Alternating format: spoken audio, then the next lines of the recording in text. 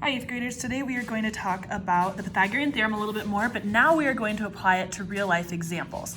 So if you were able to look at this Google Doc that I attached, or this document that I attached, that's great. You can have it open on your computer, or you can just write this on a blank sheet of paper because we're just doing 5 problems. And you can write them down as we go. So on each of these problems, you are going to be given an example, like number 1. It says Spot's doghouse is shaped like a tent. The slanted sides are both 5 feet long, and the bottom of the house, that's a typo, should say is 6 feet across. What is the height of his doghouse in feet at the tallest point? So on every problem on here, you are going to do 2 things. The first thing is you are always going to draw a picture. That is super important. If you try to skip that step, I assure you, you will get some of these wrong. Second thing you are going to do is use the Pythagorean theorem. Now, that's the whole reason we're going over these problems, because they are Pythagorean theorem applications. So you're drawing a picture and then you use the Pythagorean theorem. So we are going to start by drawing a picture of Spot's doghouse. So we said it's shaped like a tent. That just means it's like a triangle. So I'm going to draw a picture of a triangle-shaped doghouse. I don't know why there's that extra space down there. Okay, the slanted sides are both 5 feet long. So I'm gonna put some labels on this thing. I'm gonna say 5 feet and 5 feet. The last thing that it tells me is that the bottom of the house is 6 feet across. So that means this whole bottom part is 6 feet. What is the height of his doghouse in feet at the tallest point? So they want us to find what the tallest part is on the doghouse. That's this top, tippy top point up here. So if I were to show you that green distance there would give us the final answer for the tallest part of the doghouse. That's gonna be our unknown. I'm gonna label that X. Now, when I drew that line there though, something special that I've gotta draw in here as well. That line makes a right angle on the bottom. Whenever we have a right angle, you know that we can use the Pythagorean theorem. So I've got my right angle. It always points to C. And the other 2 sides can be A and B. Okay, so over here I've got A squared plus B squared equals C squared. I know that A is just X. B is where it gets a little bit weird. You might be tempted to write 6 there. I want you to think, why is 6 wrong? Why is this little distance here not 6 feet? Well, hopefully what you're thinking is 6 feet goes the entire purple distance along the bottom. We just want this green distance on the bottom. That's half of the bottom. So B is actually half of 6. So B is 3. 3 squared would go there. And then C is on the side with 5. So 5 squared. This, you had to think a little bit, which is part of life and math especially. You gotta think a little bit sometimes. So it wasn't the obvious like 5 squared plus 6 squared equals C squared. You have to actually write in where A, B, and C would be using what we know about where the right angle is and the hypotenuse. So the original triangle actually wasn't our right triangle. We had to draw in the right triangle. So there were a lot of steps within this one problem. Okay, now let's start doing some of this squaring. I know that I've still got X squared. 3 squared is 9. 5 squared is 25.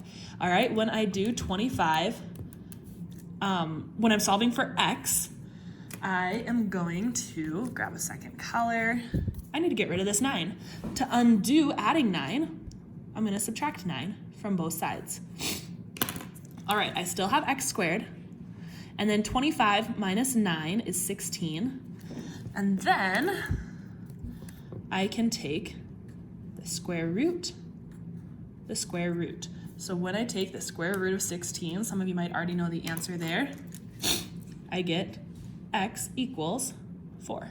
And remember, when we take the square root, we're only taking the positive one because you can't have a negative distance in math. All right, so now let's look at how we are going to write our final answer. 4. What does that mean? Well, the question asked, what is the height of the doghouse in feet at the tallest point? I would say 4 feet. Put a little label on the end of it. On today's homework, it's going to ask you what A and B are, and then it's going to ask you to find, or whatever, on this one it would have asked you what B and C are, but then it's going to have you find the third length on a separate problem. And I believe today, because it has you type in numerical answers, it's not going to let you put feet in there or any other labels. So you won't have to worry about labels on the homework parts. But in other problems, you will probably want to make sure to see whether or not it's asking for labels. On number 2, you're considering buying an entertainment center that has a space for a TV. The space is 34 inches long and 20 inches tall. So I'm going to start by drawing that. I'm going to start by drawing the world's best rectangle, because I'm clearly an artist. And then 34 inches long, I'm going to put 34 inches along the long edge, and then 20 inches tall on that edge. Okay, you have a 36-inch wide TV screen, or widescreen TV, that is about 31 inches long. Is the space in the entertainment center tall enough for your TV? Let's talk about TVs for a second. It says that you have a 36-inch widescreen TV. When it tells you a TV size, I'm gonna put the TV in green. TVs are measured diagonally. So when they say 36-inch widescreen, they're talking about that distance. So they're saying the TV you bought is 36-inch and the TV is 31 inches long. So we know that the bottom part of the TV is going to fit, because 31 inches will fit inside a 34-inch opening. But we need to check and see if this height is gonna fit within the 20-inch height. The picture I drew looks like it will, but we're unsure until we check using the Pythagorean theorem. So on a TV, unless it's a really bad TV, should have a right angle in the corner, because TVs are rectangles. So let's put this into the Pythagorean theorem. A squared plus b squared equals c squared. I want to see if this height will let it fit inside the entertainment.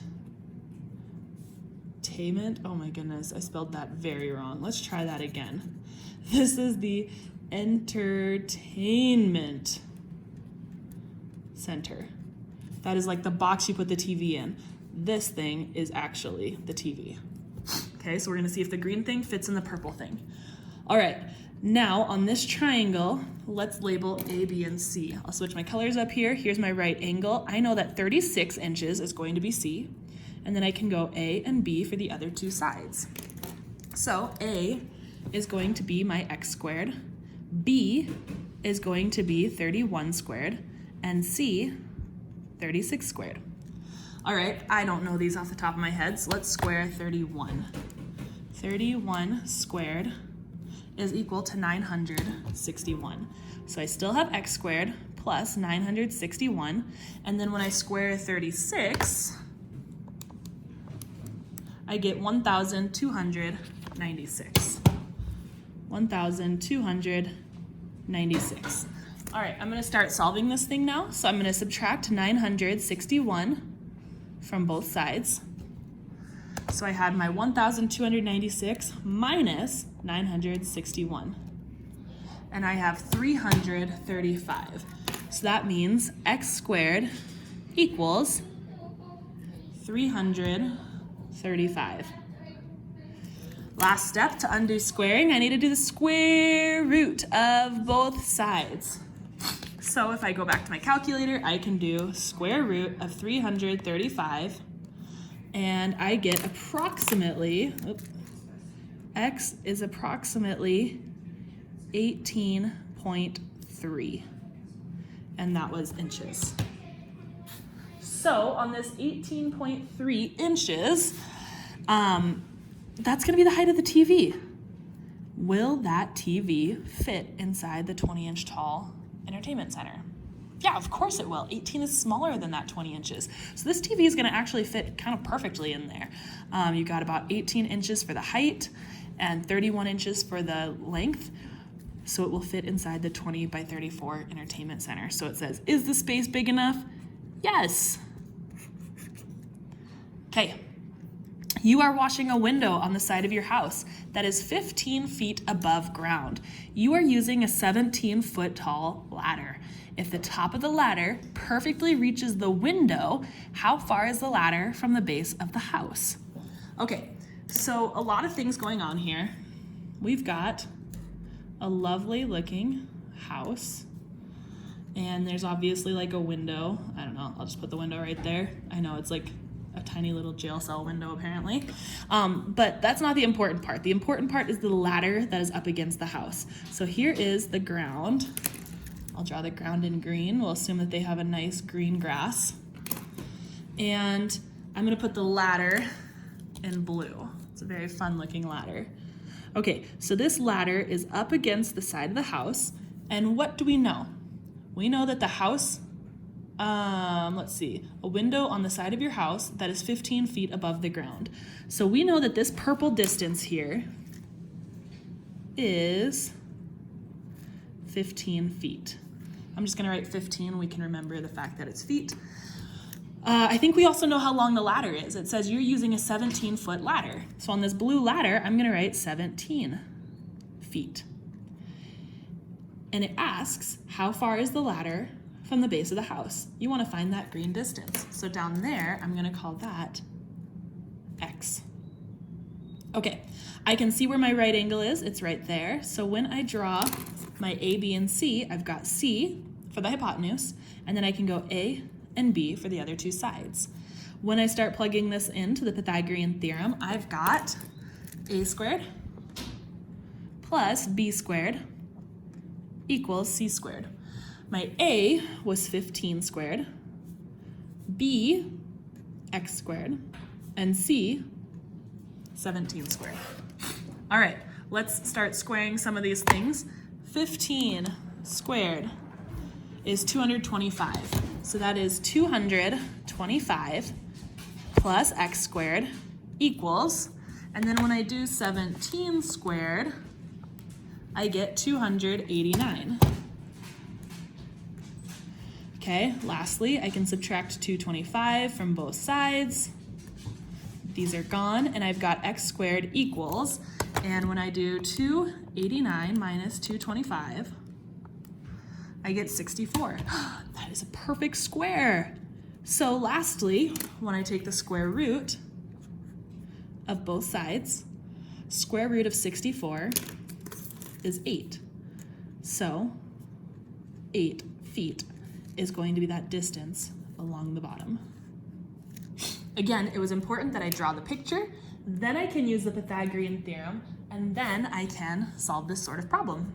All right, we got a couple more. Two joggers run 8 miles north and then 5 miles west.